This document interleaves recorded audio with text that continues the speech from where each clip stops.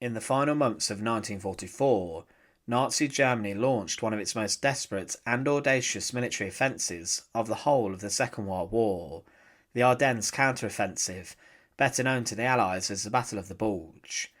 Among the various operations tied to this massive and ultimately doomed effort was one of the most bizarre and controversial undertakings of the entire conflict, Operation Greif. This covert mission, organised and commanded by SS Obersturmbannführer Otto Skorzeny, was conceived as a psychological and tactical strike aimed at spreading panic behind Allied lines through espionage, sabotage and impersonation. At its heart was a small group of German soldiers who donned American uniforms, drove captured Allied vehicles and attempted to sow confusion across Belgium and Luxembourg. Amongst these men were Manfred Pernas, Wilhelm Schmidt and Günther Billing, who were captured and executed by the Allies under the laws of war pertaining to spies and saboteurs. Today we look at the executions of Operation Greif, and to support our channel, please make sure to subscribe. Operation Greif, or Griffin, was proposed in October 1944 by Adolf Hitler himself to Otto Skorzeny, who had already gained fame for his daring rescue of Benito Mussolini the year before. Hitler, increasingly obsessed with grandiose military schemes that might turn the tide of the war, approved the plan enthusiastically. Its goal was to capture bridges over the Meuse River, delay Allied reinforcements, spread misinformation, and cause maximum disruption in Allied rear areas during the Ardennes offensive. Skorzeny's special unit, Panzer Brigade 150, was hastily assembled for the task. It was comprised of around 2,500 men, but only a small detachment, estimated between 100 and 150, were selected for the most sensitive roles, requiring American uniforms and fluency in English. This elite group would pose as American military police and soldiers, infiltrate enemy lines, and change road signs, reverse traffic, sabotage equipment, and even attempt to assassinate Allied generals, possibly including Eisenhower. In theory, it could have been a stroke of genius. In practice, it was plagued with logistical nightmares and moral ambiguities from the outset. Skorzeny's unit faced immense challenges preparing for the operation. Although a large number of uniforms and weapons were captured or procured through black market contacts, it was extremely difficult to acquire sufficient American vehicles, especially jeeps and tanks. Only around 10 usable jeeps and 2 Sherman tanks were made available, which was far fewer than what was needed to equip the unit effectively. To compensate, German vehicles were disguised with paint and markings to resemble American ones, often very poorly. Language fluency was another major issue. Despite reviewing thousands of men, only a small number spoke fluent English with convincing American accent. The majority of English speakers had a limited grasp of the language or spoke with heavy German accents, severely limiting their usefulness in interactions with Allied personnel. Ultimately, Skorzeny could only really deploy around 40 soldiers in American uniforms as part of Operation Greif's infiltration team, divided into several small groups.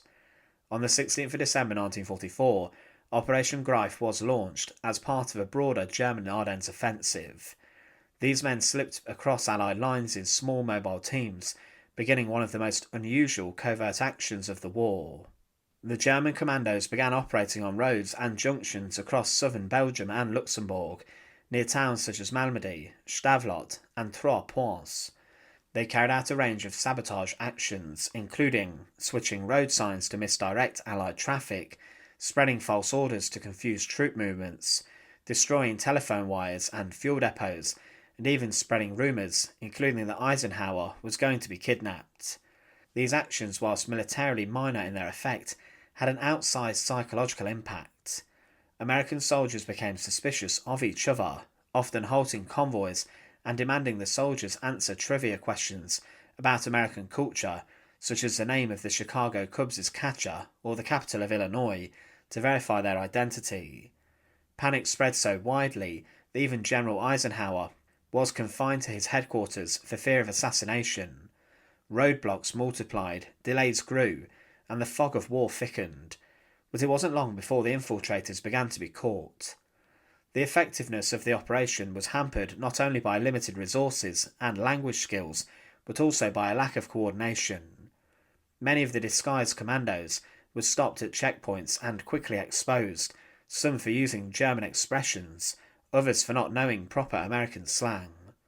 Several teams were captured near Orbai and Iwal after behaving suspiciously or being unable to answer common English questions. Once arrested, many confessed under interrogation. The Allies were quick to treat them not as prisoners of war but as spies due to their violation of the law of war, wearing enemy uniforms behind enemy lines and engaging in sabotage. Amongst those caught were 3 low-ranking German paratroopers, Manfred Pernass, Wilhelm Schmidt and Gunther Billing. All 3 had crossed Allied lines in American uniforms and were apprehended by American forces on the 17th of December 1944. The 3 men were subjected to military court-martial proceedings near Henri-Chapelle in Belgium. Under the Hague Convention, soldiers captured whilst fighting in enemy uniform without identifying insignia could be treated as spies, not lawful combatants. Their fate was grimly predictable. All 3 were charged with espionage and sabotage. The court found them guilty, and they were sentenced to death by firing squad. There was no lengthy appeal, no clemency, only the machinery of wartime justice grinding forward. On the 23rd of December 1944, the executions were carried out in the village of Henri-Chapelle. The 3 young men, none older than 24, were tied to wooden posts and were shot by a firing squad made up of American soldiers. A US military chaplain or priest offered prayers for the condemned before the sentence was carried out. Pernass reportedly remained stoic and even defiant to the end. These were not the only executions resulting from Operation Greif. By the end of the Ardennes campaign, at least 18 German commandos, captured whilst in American uniforms, were executed by the Allies as spies. Operation Greif raised uncomfortable questions about the limits of wartime deception and the legal boundaries of sabotage. According to Article 23 of the 1907 Hague Convention 4, it is especially forbidden to kill or wound treacherously individuals belonging to hostile nations or armies, and it is unlawful to make improper use of a flag of truce, of the national flag, or of the military insignia and uniform of the enemy. Skorzeny himself, who headed the whole mission, would later be put on trial at Nuremberg in 1947, specifically charged with violations of the laws of war for Operation Greif. His defence argued that the German commandos had worn American uniforms only during infiltration, not during active combat or sabotage, though the reality was more complicated. His American counterpart at the trial, Colonel Robert Story, considered that the US had used similar tactics in the past. Ultimately, Skorzeny was actually acquitted, as the tribunal found insufficient evidence that he had ordered violations of international law, or that the commandos had even committed atrocities. However, the men executed in the field, including Pernass or Billing, never had the opportunity to defend their actions before a formal international tribunal.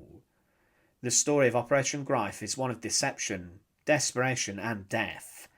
It was Hitler's last gamble on subversion, a shadow war waged in stolen uniforms with forged identities. For the men like Manfred Pernass, who were sent behind enemy lines under his plan, it ended not with medals or glory, but with blindfolds and bullets. Their fate was a grim testament to the dangers of pushing the limits of wartime law. While the operation momentarily disorientated Allied forces, its legacy is most deeply felt in the quiet Belgian village where 3 young German soldiers met their end, executed not for cowardice or cruelty, but for wearing the wrong uniform, on the wrong battlefield. But let's remember, they knew what they were doing. And they knew this was a crime that could bring about their execution. At least the commanders of Operation Greif did. Their story endures as one of World War II's most chilling footnotes, where uniforms became disguises, where truth became treason, and where war blurred the lines between courage and also war crime. Thanks for watching. To support our channel, please make sure to subscribe, and once again, thank you so much for watching.